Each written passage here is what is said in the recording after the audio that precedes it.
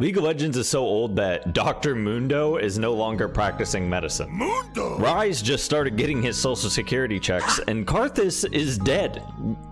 Well, I think he's always been dead, but you get the point, man. League of Legends is old as hell. Some of these champions are teenagers now. I watch these absolute freaks grow up.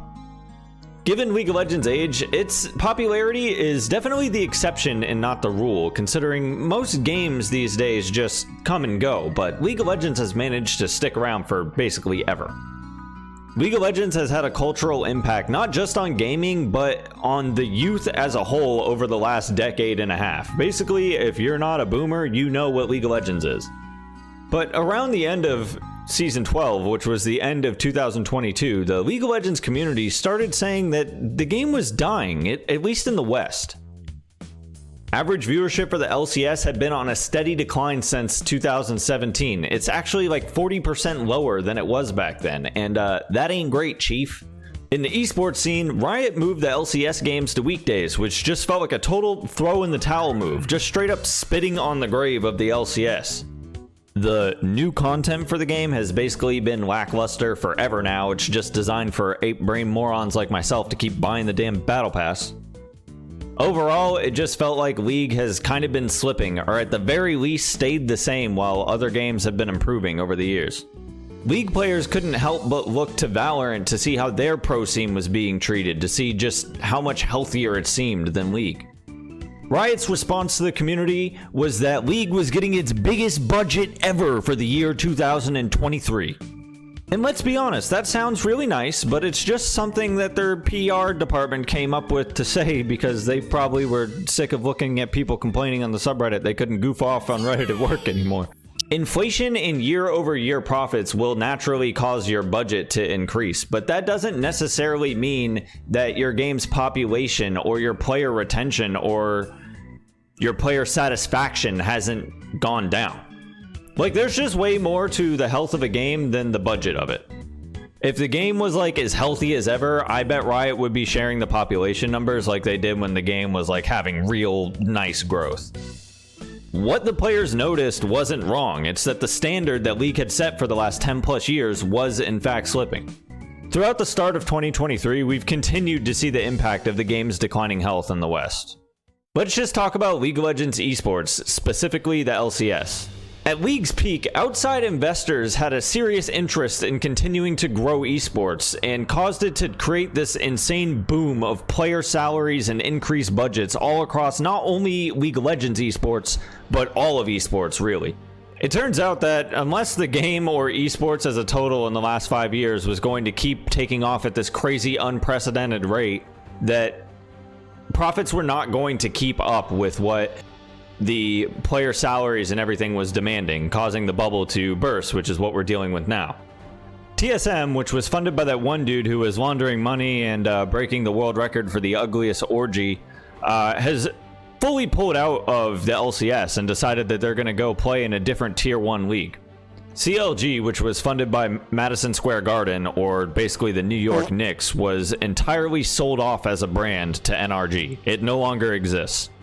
I've been watching CLG since before the first season of the LCS, okay? I cried real ass tears at this news. I was genuinely distraught when I find out that CLG no longer exists as a brand and just got sold off because the stupid capital investors that wanted to get their pot in esports just didn't really care about it and just sold it off. Like, Jesus Christ. And I'm sure I'm not alone. I'm sure there's a lot of other CLG fans and TSM losers, I mean fans, out there that are also super upset by this.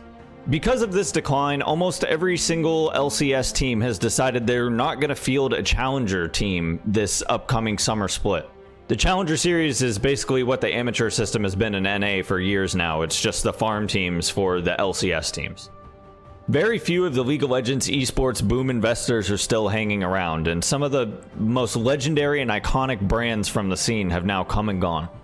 North American and Europe teams still literally suck the shit out of China and Korea's ass when it comes to League of Legends, man. I just can't understand why they suck so bad at League. I mean, we get excited when we win a group stage game against these guys.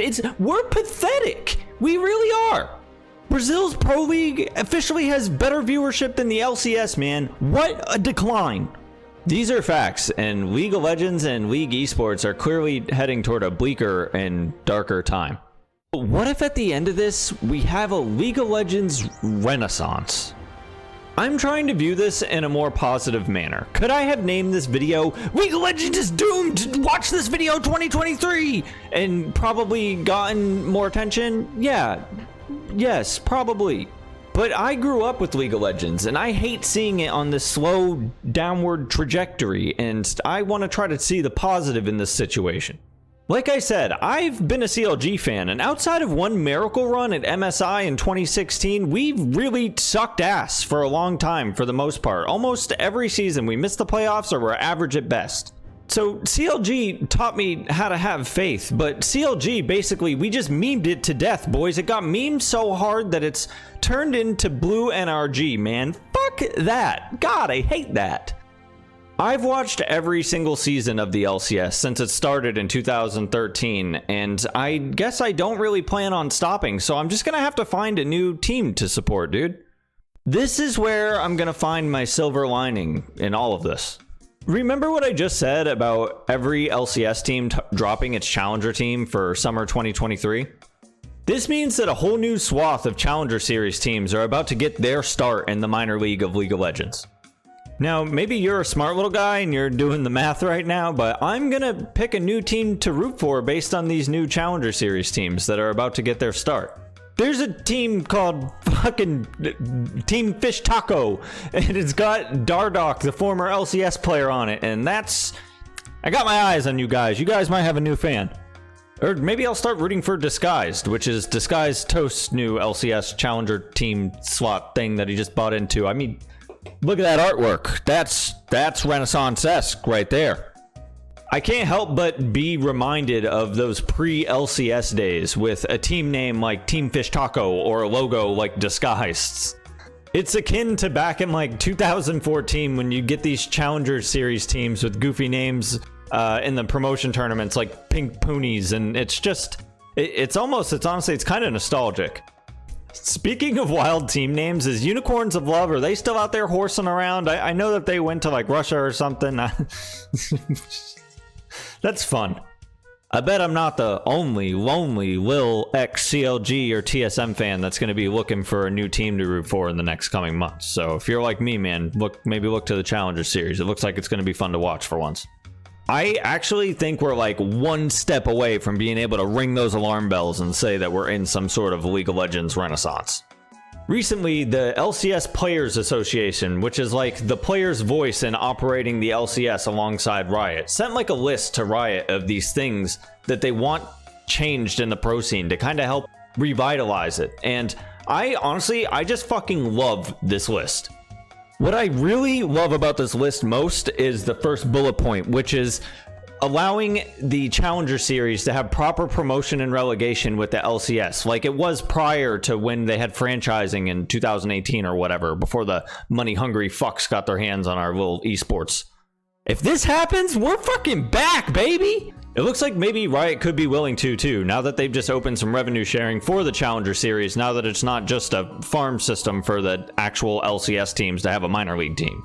And the more money that gets put into the system, the more likely we are to not have these unprofessional ass things happening in the scene, like Team TikTok Tony Top, who couldn't even play in the Challenger Series this split because they weren't going to be financially set to actually do that as a job, because for some reason Riot can't pay the LCS Challengers players enough, or the organizations can't. And like, I'm not blaming anyone. I don't know who the hell's fault it is, but that sucks for them, man. The single most important thing that Riot can do to make League of Legends and League esports feel alive again is to give it that grassroots feel like it felt prior to franchising in 2018.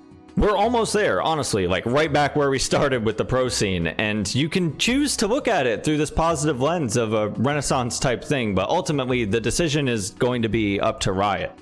So which way is it going to go? Are we going to go toward this renaissance era where we maintain our cultural dominance over esports and gaming as a whole, or are we going to become StarCraft? Are we just going to be this little tiny cult of old dudes who just like our old game? Which is it? Riot. What do you think the future of League of Legends and League of Legends esports holds? You let me know down in the comment. And if you watch this long, be sure to watch the videos. And I meant like the videos, all right? I'm not even going to cut that. I'm just going to roll with it. Peace out, homies.